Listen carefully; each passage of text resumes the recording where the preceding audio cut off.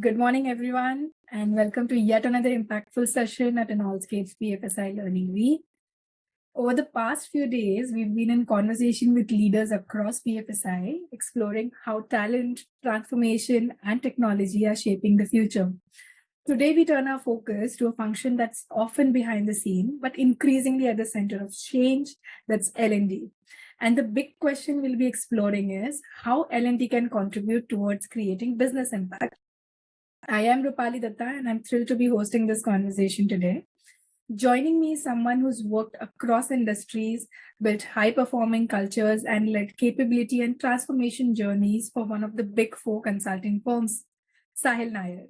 He is also the curator of HR Bytes, a platform where he captures the shifts in the world of work with clarity and context. Sahil, welcome, and thank you so much for being here with us today. Thank you so much, Rupali. Thank you for having me over, and a big thank you to Kavita from your team as well for reaching out and inviting. Thank you. Absolutely. So, Sahil, let's start with something every L&D leader feels, the pressure to prove impact. Sahil, why do you think measuring learning impact still feels so elusive despite all the tools and models we have access to today? And what's the kind of evidence that actually holds weight in business conversations? I think what you really spoke about is very powerful, Rupali, because you look at it from different stakeholders' perspective, right? And there are multiple stakeholders when it comes to learning. It could be starting with the learner himself or herself. And I think that is the core principle of design thinking, where you keep the user in the center, right? So are you even understanding what the learner wants to learn, when the learner wants to learn, and how the learner wants to learn, right? Because all of this is definitely going to impact the outcome or the learning experience. Having said that, the learner is not the only stakeholder. Of course, there's the manager who wants to see higher productivity, who wants to see better efficiency, who wants to see plug and play so that, quote unquote, the role of the manager or the effort that the manager needs to put in reduces significantly because the employee now is further upskilled. Of course, there is the L&D function that is I would call the facilitator, that is facilitating the process of learning. There is an angle of technology. Many IT teams who do stuff in-house also understand the audience a little better, and therefore they become a stakeholder. And of course, HR business partners or talent strategists, as they're called nowadays, work very closely with the business. But having understood the stakeholder landscape, I think what we fundamentally missed out over the years is measuring the wrong metrics, to my mind. And in my personal view, I think the over-reliance on smileys, while of course, we've come as a generation that moved from sending a fax over a fax machine to getting the mobile phones to moving from SMS to WhatsApp. I think we're living in a generation that speaks more on WhatsApp, on chat, rather than picking up the phone and talking. And why even use words when you can have smileys that can use words, right? Or can replace words. So I think the whole over-reliance on smileys is like actually judging a movie by popcorn sales, right? A movie is never judged by popcorn sales because feedback doesn't equal impact. Right. And I think that is fundamental challenge number one. Fundamental challenge number two that I've seen over the years is that we mistake participation for progress. Many organizations, many learning dashboards saying, hey, we've trained 1,000 employees. It sounds fantastic. But out of those 1,000 employees, maybe 950 had their camera off, were on mute, and were multitasking, or weren't even listening to what you were saying, right?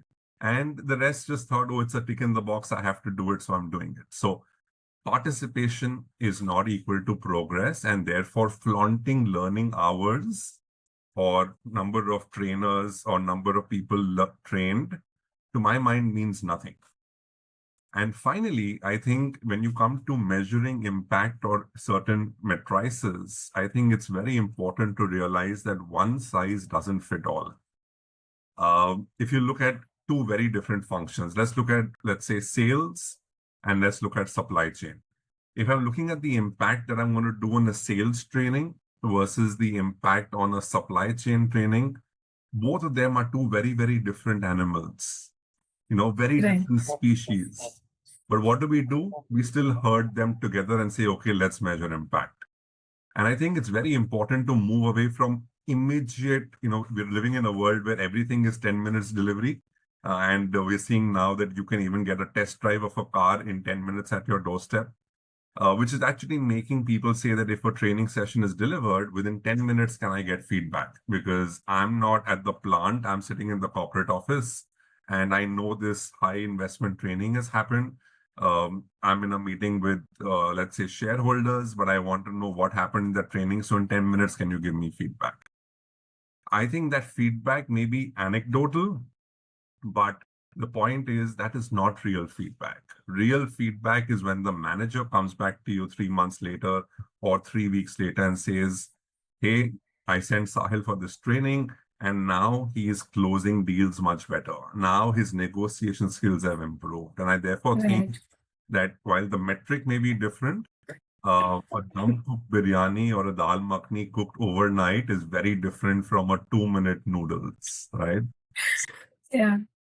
That's such a great example, and it makes this idea so much more tangible, which is like alignments versus reporting. And honestly, I've also seen programs being delivered, but when asked what did it change, there's a pause, because not because there was no impact, but because we weren't tracking what really mattered. Correct. And then, Rupali, as you very rightly said, the CFO is going to come back and say, hey, you know what? Where is the ROI on learning? And many learning leaders will say, okay, you know what? We got great feedback and people have given testimonies and there are great testimonials on the website. But I'm sorry, that is all, in my language, song and dance. Yes. It's great to have, but a song and dance can't make a movie a hit. You have to have a great storyline. You have to have great cinematography. You have to have great picturization. You have to have meaningful dialogues that touch the viewer. And at the end of the day, there has to be something that leaves you with a wow. Otherwise, you will have great music, sorry, that will be played at discotheques and will become viral songs, but people won't remember which movie it was from. So you'll remember a great facilitator saying, oh my God, Rupali was fantastic. The kind of examples she gives, the case studies she did, or maybe even the icebreakers were so amazing. I've been attending sessions for 30 years now, and I'm a CXO. I've never experienced an icebreaker like Rupali. But if I ask 3 more questions of saying, but what did Rupali teach? Or what was the takeaway? Or what did you implement in your work? I'll say, where do you want to go tonight for dinner? You getting what I'm saying? Yes. So that's what happens. I think you really said something that everyone here is going to remember. There's a follow-up that I have to this, Sahil. When you look at high-performing L&D teams, how early do they usually define those business-aligned success metrics? I think it different strokes for different folks, Rupali. I think every L&D team in every organization has a very different maturity curve that they are on. I've seen some organizations where L&D teams are so in sync with business, where they do everything together. It's a process of co-creation because they realize that if I don't keep my user in the center of what I'm doing, maybe I'm just sitting in my ivory tower building a content library that is of my fancy. Right. And a lot of organizations have amazing academies, amazing content libraries. But if you go and look at users percentage, you'll realize that hardly 5% of the workforce is even going and picking up a course or upskilling themselves. Right. And then the fundamental question is to say, listen, but we are busy Monday to Friday. And then do you expect us to learn on a Saturday or a Sunday? And then the whole narrative is changing because then now you're questioning the business case for learning. Right. Which to my mind is a downward spiral. Versus someone saying, hey, I've looked at the person's timesheet or the person has clocked in maybe 70 hours a week, but still spent 20 hours on learning. Because this person knows that unless this person doesn't learn this skill, the person will fail at that client project. So it becomes critical to business. And then no longer is L&D an implant. Then L&D is core to my existence. Because if I don't upskill, I can do a great job of winning a client. But to sustain the engagement and to ensure that I get repeat work, I need to be ahead of the curve. And to be ahead of the curve, I may not know every industry, I may not know every sector, I may not know every geography, but I have access to tools, techniques, platforms, learning opportunities where I can upskill myself. And therefore, it's a no-brainer that if I want to be successful in that engagement, either I'm a rock star or I'm going to do things where I just get better before I deliver. So I think Right. different strokes for different folks. I also think that fundamentally, certain tectonic shifts are very important, right? People have a lot of content libraries, but I don't think they have capability academies.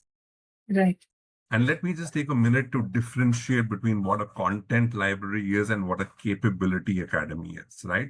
Because knowing where to click is different from knowing why to click. I'll repeat that one more time. Knowing where to click is different from knowing why to click. Yeah. Right? And all of us have so much. We have a plethora, with ChatGPT, Copilot, with so much of information available. I remember back in the day when we were doing our masters, we would go to the college library and let's say we heard a great speaker somewhere or we went for a conference and that person said, hey, you should read this book. We would go to the college library and say, hey, do you have the book? And they said we would not have it. And then they would say we would indent it. It would go through a process of approvals. By the time the book came in, the semester was over, right? And then we also said, okay, listen, now there's no point reading the book. But the point I'm trying to drive home is access to knowledge and information back in the day was so difficult. Yes. Today, when everything is just a click away, knowing where to click is very different from knowing why to click. And unless the why is not sorted in your head, you'll have a challenge. The second most important aspect is how do you enable performance judges in the flow of work? Because learning cannot be an isolated activity. How can you make, I know a lot of organizations have these amazing, going back to smileys, every morning you log into your laptop and they say, okay, click on a smiley, and they do a lot of sentiment analysis and looking at what's the mood in the organization, right? But is someone knocking the door and saying that, hey, Sahil, you worked on this engagement and maybe you fell a little short. This is a 45-minute course that could help you on these 3 competencies. Do you want to take it? Do you want to do the assessment? Right? I also think in the world of AI, while the organization is leveraging AI to bring knowledge at the doorstep, we also need to understand that the learner also has access to AI. Yeah. And therefore, how is it that we are designing assessments? Because if I'm going to be crunched for time, and if my mindset towards learning is going to be transactional or compliance driven, all I'm going to say is that I have an assessment in front of me. I need to get 70 out of 100 to clear the assessment. And if I don't, it's going to impact my performance rating. So I'm very quickly going to leverage AI and say, give me the answer, I'll type the answer, I'll go ahead. So what I'm really doing is I'm bypassing learning, which defeats the core objective. So therefore, our performance nudges actually flowing in the context of work rather than saying L&D is a separate ballgame. So one size won't fit all, Rupali, and I think different organizations have different approaches based on culture, based on mindset, based on where they are in their evolution journey. Sorry, long answer for a short question, but I think it deserved a detailed answer. So yeah. No, I absolutely love that you framed it with a real world moment. Someone saying, hey, you missed the mark here. There's a 45-minute course that you can take. Do you want to take it? That's where true learning starts, not with compliance, but with curiosity. Yeah. And with that, Sahil, over the last few years, though you covered a little bit of AI, we've seen L&D evolve from being a support function to becoming a real strategic lever. especially when it comes to navigating disruption, driving innovation, or building future ready teams. From your experience, what are some of the ways in which L&D can deliver measurable competitive advantage to business, not just in theory, but also on the ground? Sure. I think this actually goes back to what we discussed a little earlier as well, right? To say, what is it that we are measuring? Because what Yes. we measure actually gets done, right? And maybe I want to share with you 3 or 4 perspectives that come to my mind as you ask this question. I think fundamentally, number one, we need to move away from surveys to signals, right? Right. What are those kind of early warning signals we are getting? What are some of the signals that we're getting that, oh, remember as kids, we used to play blow hot, blow cold, say Yeah. close, close, hot, hot, hot, hot, hot, cold, cold, Yeah. cold, cold, cold, right? And I think some of those things are so innocent. We talk about game theory, we talk about gamifying learning. I think the lessons of learning actually can get traced back to a lot of our childhood. And I think, how do you really go away from asking questions like, hey, did you like the session?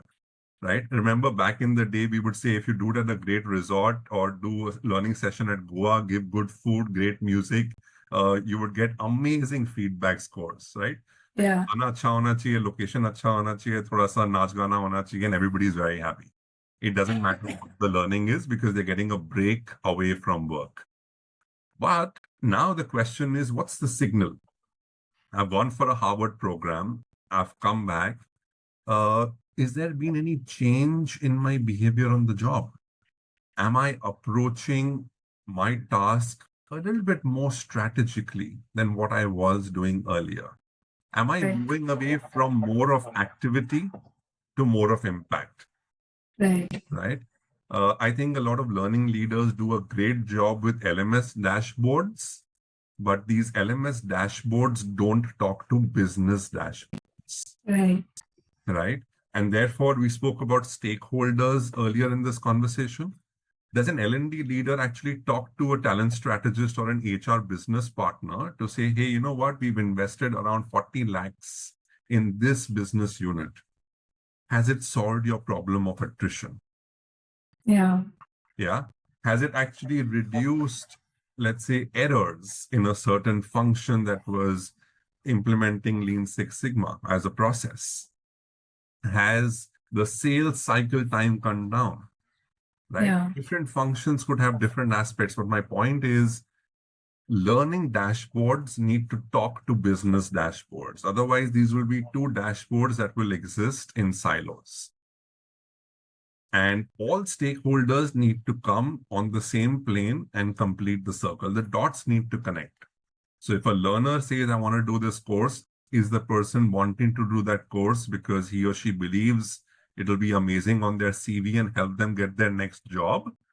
Or is it really going to help them do better in the existing organization because there is a skill gap in the team? Now, who is sitting to ask this question, right? And I think that is fundamental. And I think, while all of this said and done, talking specifically about your question on measurement, I think we have to move away from completion rates to correlation rates, right? Someone finished a great module on communication skills. Great. Where did you apply it? Yeah. Right? Very, very important. And unless we're not able to move away from completion rates or learning hours to correlation rates and find a technique to measure correlation, it's not easy. Let me put it out there. It may sound very easy. Oh, Sahil is putting it out here, but it's not easy. And the easier thing to do is completion because you have technology to track it. But Yeah. correlation is going to be difficult. Yeah. But I think it's important to start small, build cohorts based on experimentation, plug various functions, get the right metrics, start at a pilot level, see how it works, and then, of course, have your learnings and grow from there. But I think that is very important. That's such a powerful way to frame it, Sahil, especially in BFSI, where we often default to surveys and scores because they're very, very easy to track. But what you're saying is what we really need to start doing is listening for signals, not just responses. Not just, did you enjoy the session or did anything actually change in how you work, think, lead? And I really love the connection you made to childhood. It's such a simple way of explaining, how we actually sense growth over time, not just in one event. Yeah. And that kind of leads us to our next question. So, Sahil, there's something that Josh Bersin says that really stuck with me. He talks about the analytics maturity curve, where L&D moves from reporting to correlation and eventually to prediction. It sounds really amazing, but for many teams, even correlation, like you spoke about, feels very, very far away. So, what's a realistic step forward for L&D teams today, especially in BFSI, without waiting for the perfect systems or predictive tools? Sure.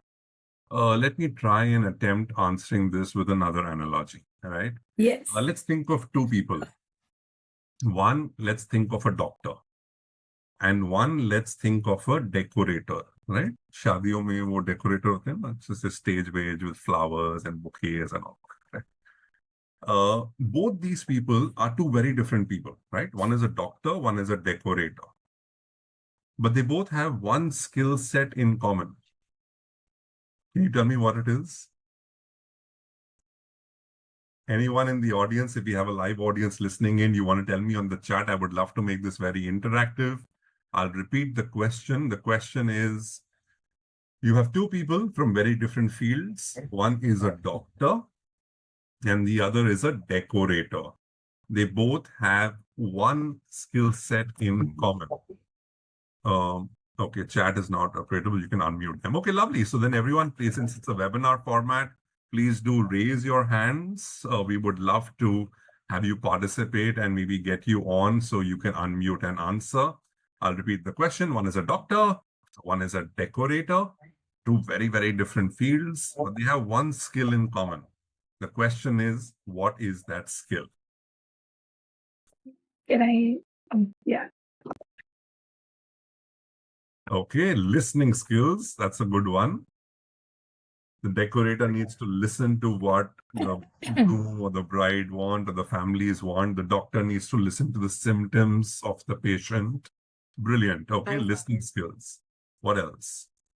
Hi, I think it is they're both trying to improve something, enhance something. Lovely, Ruchi. Thank you for that. The decorator wants to make the venue look very nice, very classy.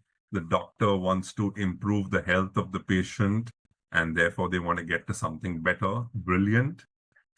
Can you tell me between what Ruchi said and what Kavita said? There is a space in between. From the time you start listening to the time you create impact. Melissa, do you want to tell us what happens between impact and listening? There's something in between that happens. The comprehension of the impact that we call, or the empathy that we call it. Okay, empathy, great. Taruja? Yeah, Thanks, I Melissa.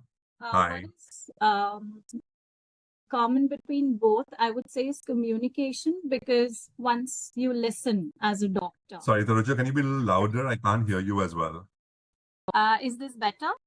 Slightly better. I'll try. Yeah.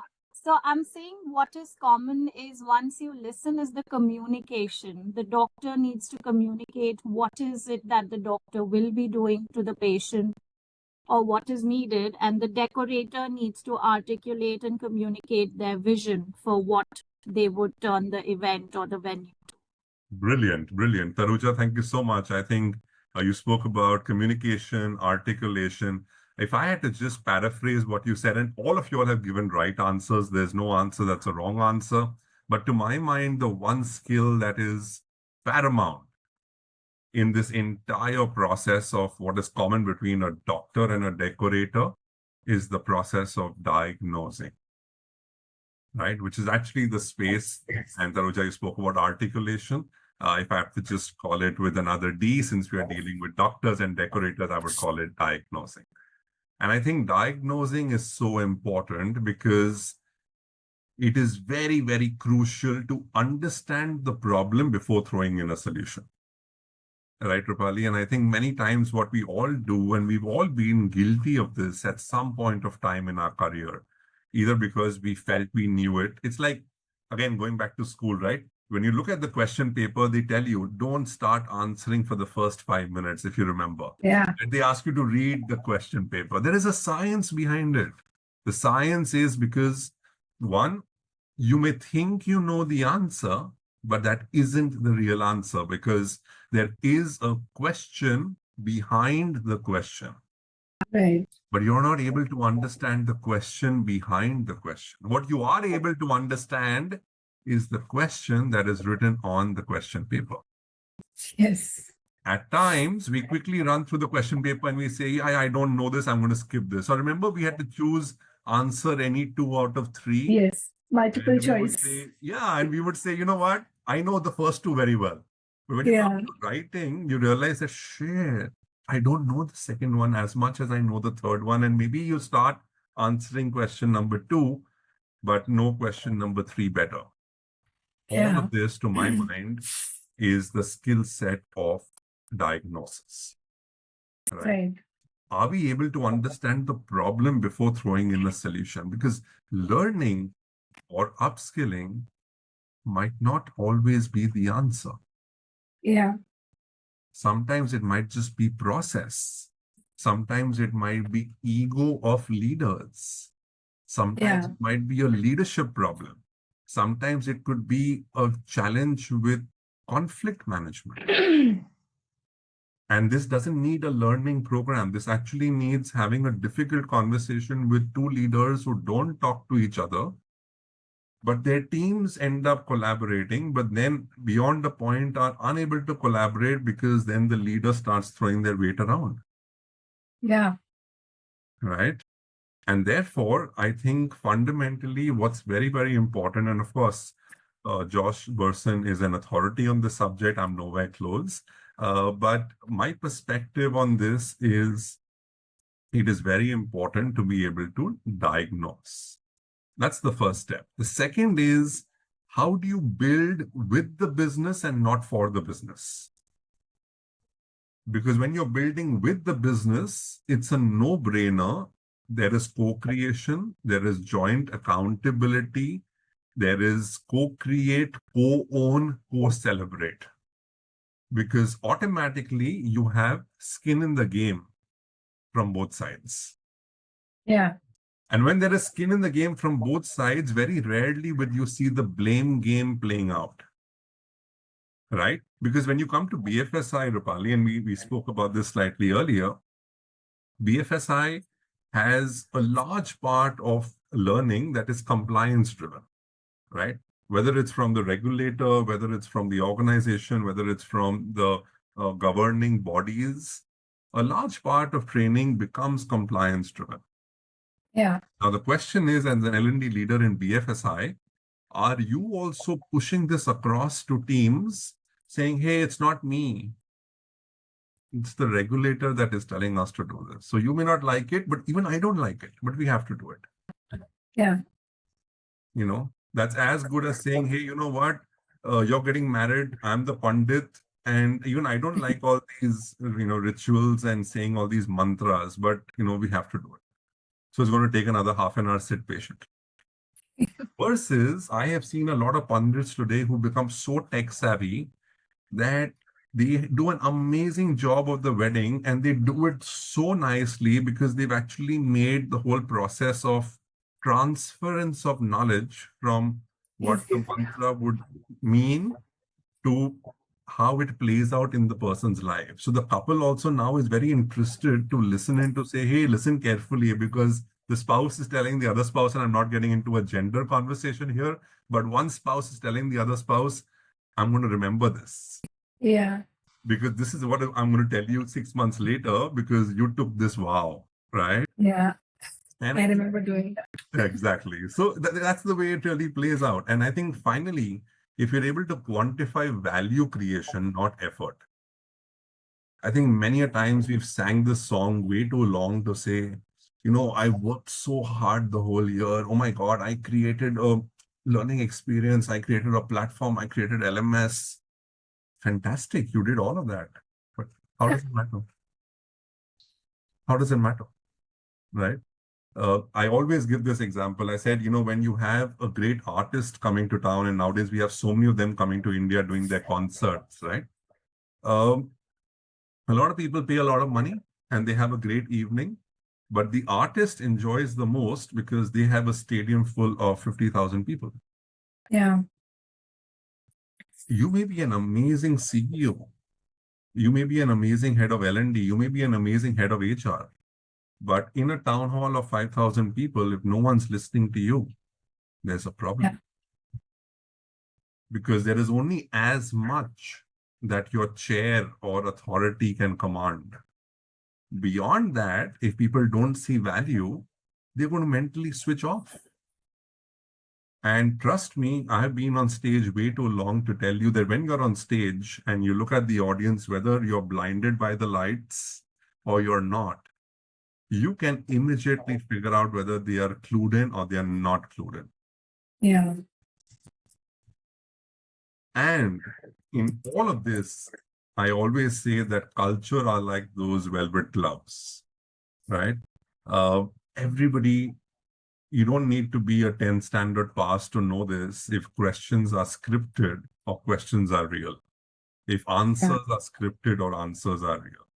And therefore, I think when we look at organizations and leaders who want to become future ready through the entire concept of L&D, I think authenticity in the whole learning process is very important.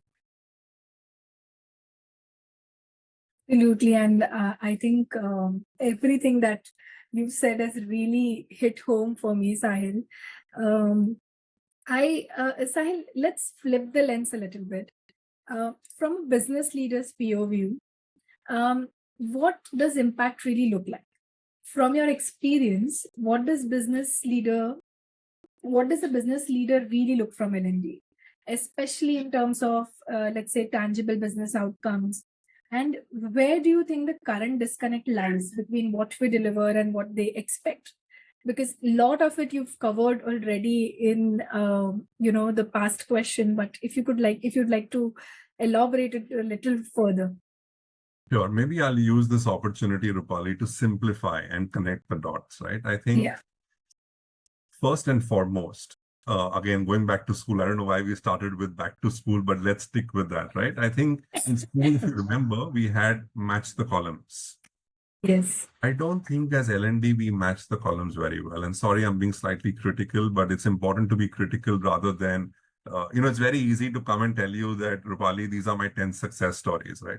Very easy to do that. But the point is, if we are realistic, and I'm not painting everybody with the same brush, there are many organizations that do a fantastic job of it.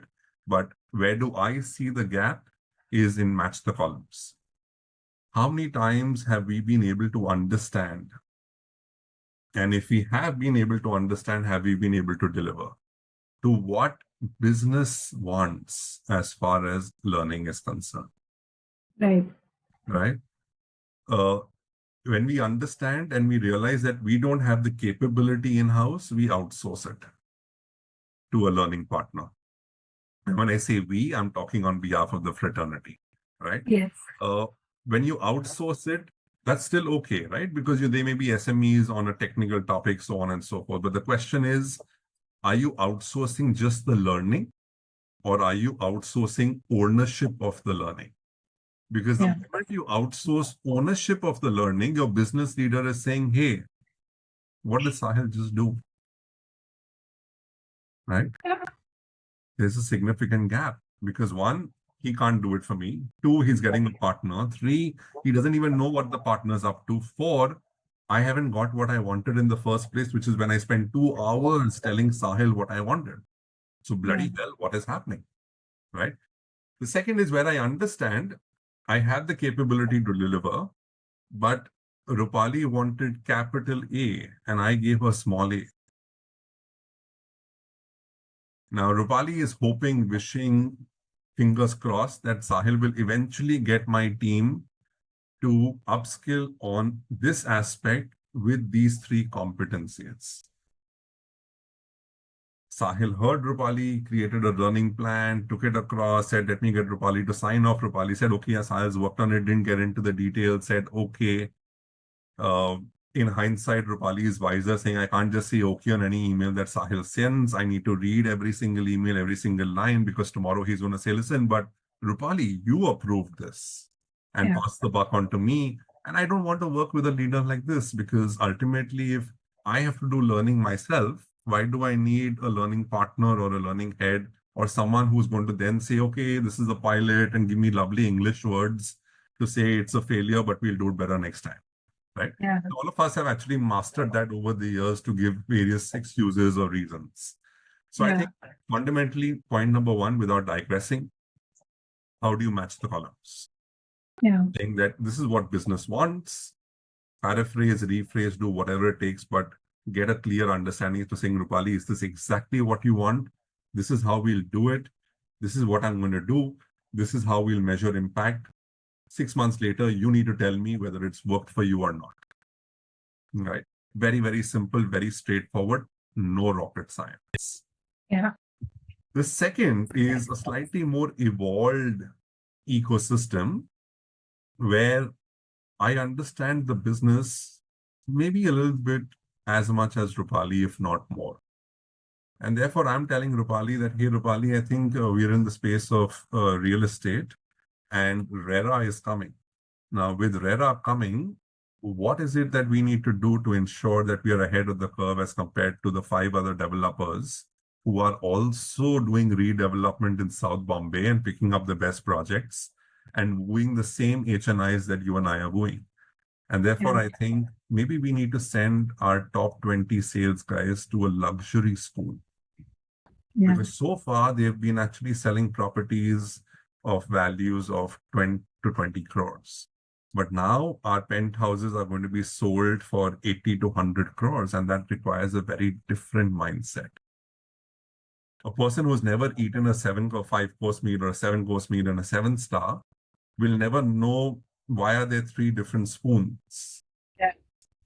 And therefore, let's upskill them now, rather than when we build those apartments or when we sell those apartments. Just giving you one example, right?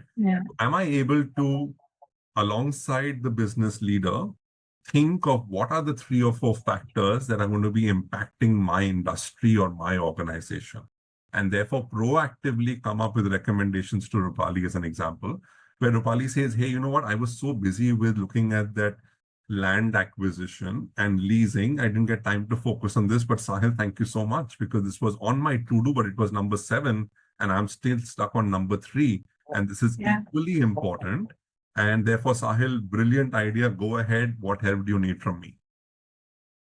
Now, that conversation is very different from a conversation where Sahil hasn't really won credibility, ownership, equity, and says, Rupali, I need a budget of 20 lakhs to do a training program. And Rupali is going to say, listen, I need those 20 lakhs to acquire more land. That is more important for me. I know upskilling my team is important, but I want to keep cash reserves for something more critical. You see how the narrative is playing out? And that is where I think one needs to work very closely with business, understand business, and partner with them in ways that make them feel that if I've told my L&D partner, or if I'm working with them, that one part of business, I can leave it to the expert rather than worrying, what do I need to do on that aspect? That's a honest and a much needed mirror, Sahil, especially in BFSI, because we've seen this happen. We outsource not just content or delivery, but we also sometimes, like you said, outsource accountability. And the business sees right through that. They're not asking who's built the module, they're asking who's standing behind the outcome. And if that gap between expectation and delivery isn't owned internally, we lose credibly fast. And you're right, when we speak like business partners, we are taken seriously like one. And I think that leads perfectly into our final question, because at the heart of all of this is mindset. What does it take for L&D to truly be seen as a growth partner, not just a delivery engine? What's one or two changes in approach you think we need to embrace starting today? I think one or two things, and maybe we've discussed this in bits and pieces earlier. I think L&D needs to speak the language of impact, right? I think Kirkpatrick has been there for ages. We've seen it, we've grown on it, we've all studied it. But I think when it comes to ROI, many people might argue to say that very difficult to show ROI in a tangible manner. But my question is, are you even thinking of showing it intangibly? Yeah. Because everything is not about numbers. It is also about how data gets converted to insights, and insights trigger emotions. Yeah. And therefore, first point being speaking the language of impact. The second is, what's the L&D narrative? And how is it that L&D can leverage storytelling so that stakeholders, and we spoke about the 6-7 stakeholders earlier, actually feel the impact of learning, right? Many people say that we are a learning organization. It's about even, and I want to share this example. I'd once visited a university, okay? And, the vice chancellor was telling me that, Sahil, you've been on the board of studies of so many universities. You've been a professor of practice. You spent half a day at our university. What do you think we could do better? So I said, you're asking me a very difficult question, because your university has over 400 patents, whether it is NIRF rankings, whether it is NAC rankings, or whether it is any rankings across the world, you have that. You have great professors who are double PhD holders. I've interacted with your students. They are bright as well. But I think the one thing that's missing is, if I had to ask you, what does this university stand for? If I had to ask the teachers, what does the university stand for? If I had to ask the janitor, what does this university stand for?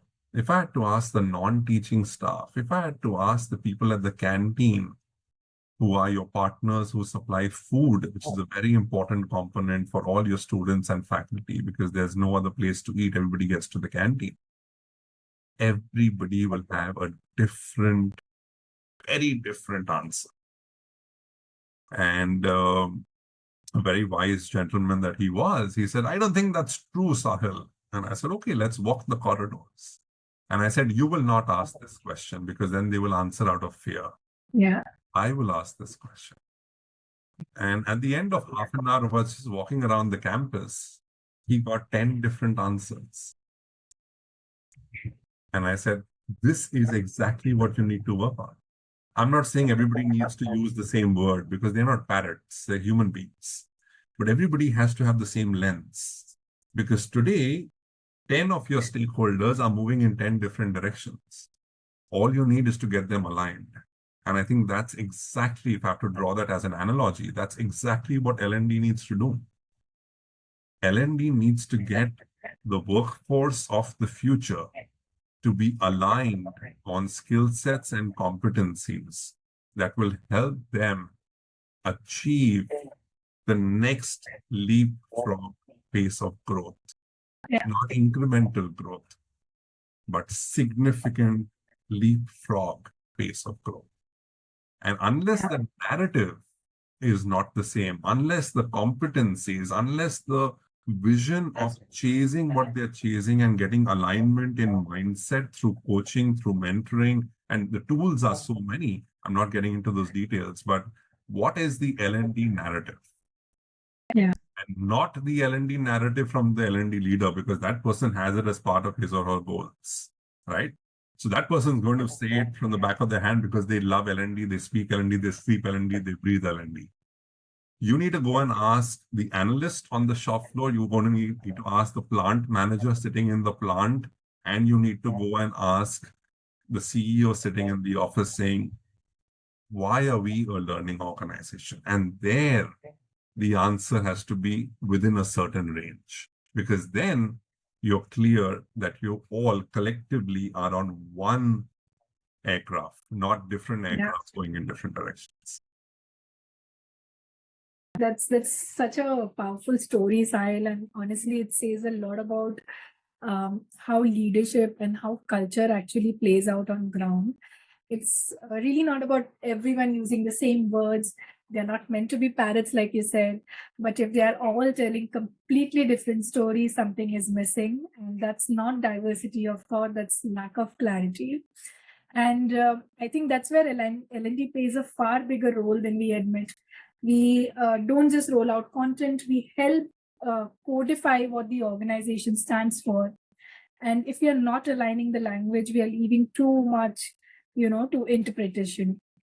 And I think what you've said, I mean, the line has really, really stayed with me. And now I think we have a couple of minutes for a few questions from the audience if they'd like to ask. We leave it open. I'm also reading the Q&A and the chat. I think Yes. there are a couple of questions there. So maybe we want to start with those while the live audience comes up with other questions. Happy to. Absolutely. Absolutely. So let's take the one that Shantanu has said. He says that he's founded a learning company called Ozone Education. And 1 second. Hold on.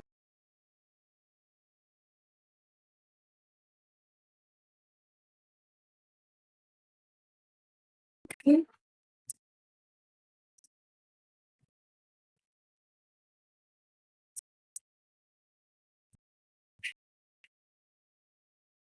Can we get a couple of questions? So, yeah. In this participation, so I have a question here which mentions that the participation is general and across companies, and is compliance and how much is voluntary out of an inborn interest, especially if they choose a choice, have a choice to choose. Yeah, I've read the question which Shantanu Sen Sharma has mentioned in the Q&A. So maybe I'll take a stab at that. I think, Shantanu, two things that have worked brilliantly for me, right? One, the moment you open a session, it's great to, break ice with the audience. And a great way to break ice as part of facilitation, and you've been doing this for decades, so you'll know this better than me, is to actually build common ground. And a great way to build common ground is to ask the audience, what are they expecting from this session? Now, if you've done a great job of sending a pre-read, putting out the training program, putting out what you're going to cover in the program, and their expectations are way off as compared to the program, you will realize that there is a disconnect. And once that disconnect is clear, then you also, if you just do a little bit more probing, you'll realize that the reason why they're in that training room is very different from what you thought could be the possible reasons of why they're in that training room. So I think that's my starting point. The second is asking the most pivotal question to say, these are expectations. This is what is our agenda. Let's match the columns. Because otherwise, people are going to come back saying, hey, but we didn't come here for this. Or we came for something else, but we didn't get what we want. So setting expectations and being on the same page is very important. And third, I think the power of asking them, saying, what would success look like for you?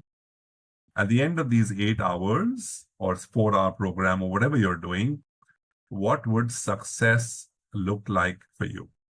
And that is when you realize whether it is an inborn interest, whether it is a compliance mindset, whether it is forced, or whether it is by choice.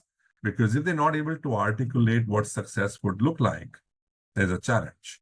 If they are able to articulate what success would look like, but they're slightly confused or they're up their alley, you'll be able to figure out as a facilitator. And I think these 3 questions are very helpful to realize if the mindset is a compliance mindset or it's a genuine interest.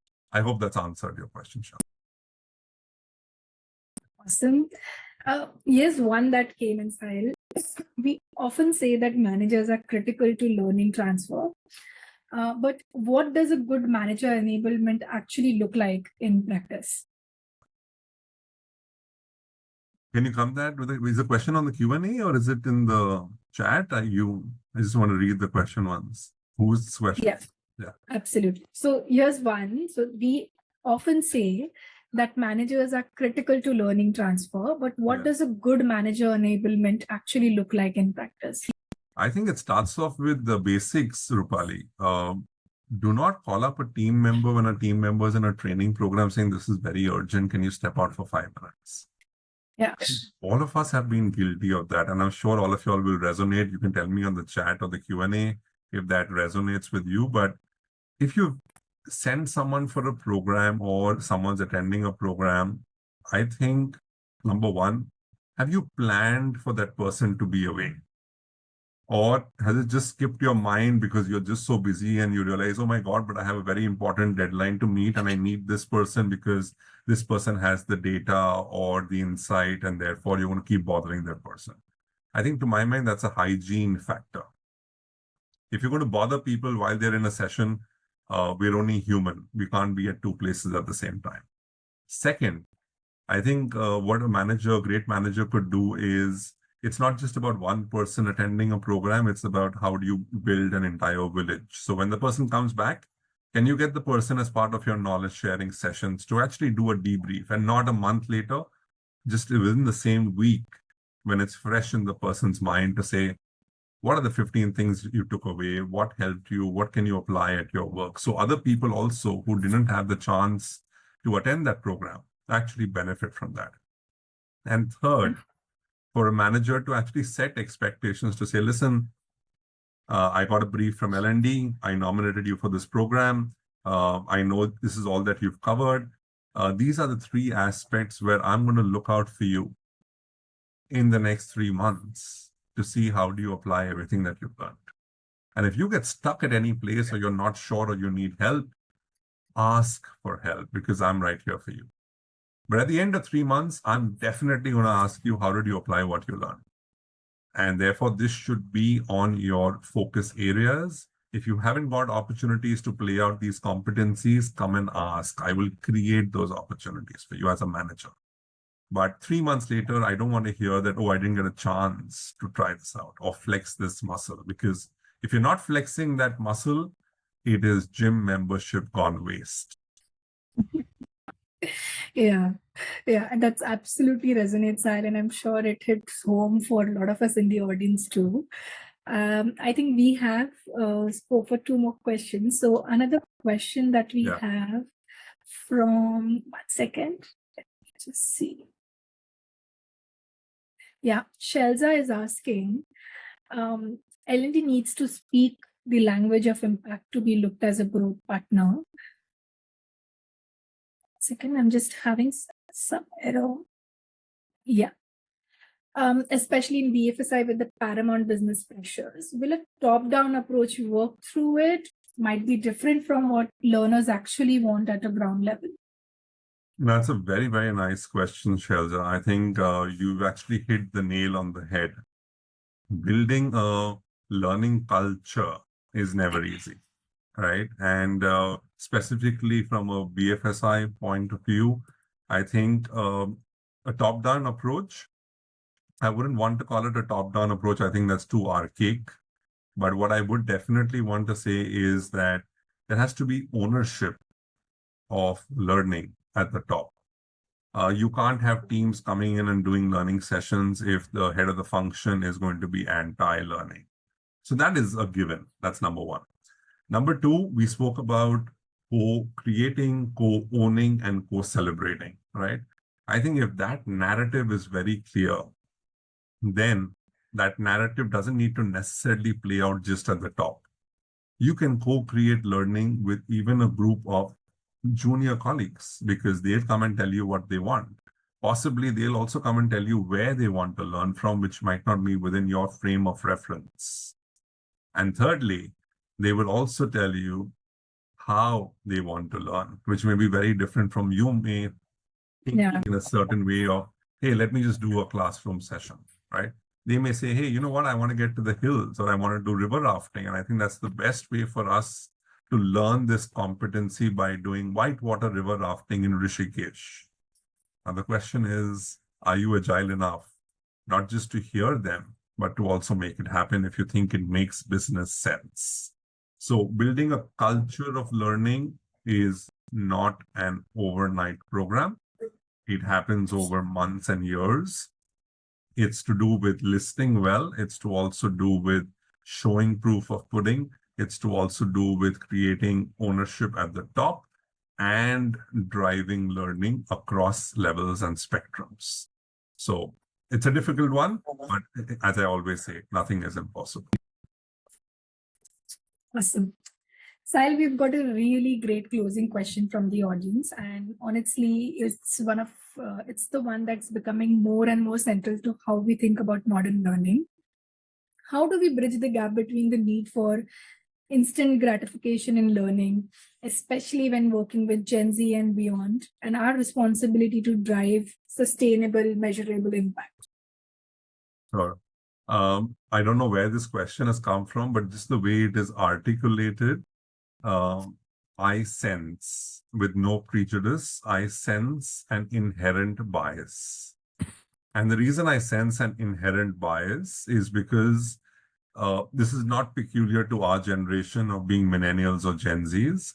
Every generation has come back saying, no, but hamare zamane mein aise hota tha, right? You speak to your grandparents, your parents will say that about them. You speak to us, we'll say that about our parents. You speak to our children, they will say that about us, right? So on and so. Every generation is different. So stereotyping a certain generation to say, oh, but they want instant gratification, or they want it here and now, or they don't have patience, or they find purpose or meaning.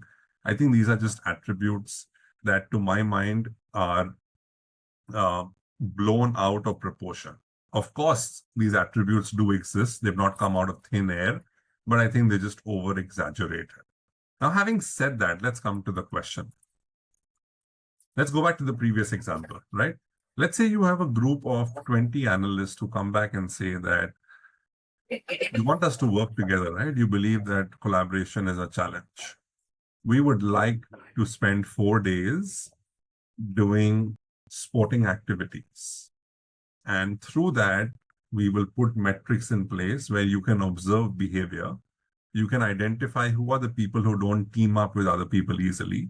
You can identify who are the ones who are impacting culture. You can actually go and see what are some of the negative indicators as far as collaboration is concerned. And then why don't you get us coached by a couple of coaches that you have in the organization? Happy to do that.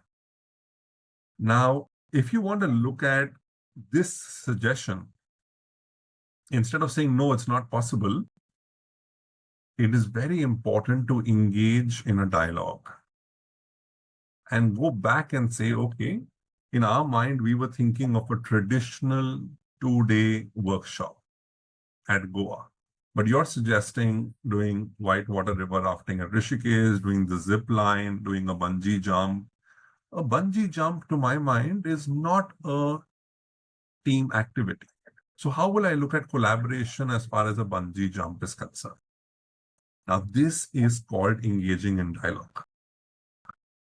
This is also called saying, but help me understand, how do I look at measurable impact? Because a bungee jump per person is going to cost me X amount of money. We have 20 people are going to do the bungee jump, leaving safety aside and the liability of safety on the individual or the organization. How do I measure sustainable impact?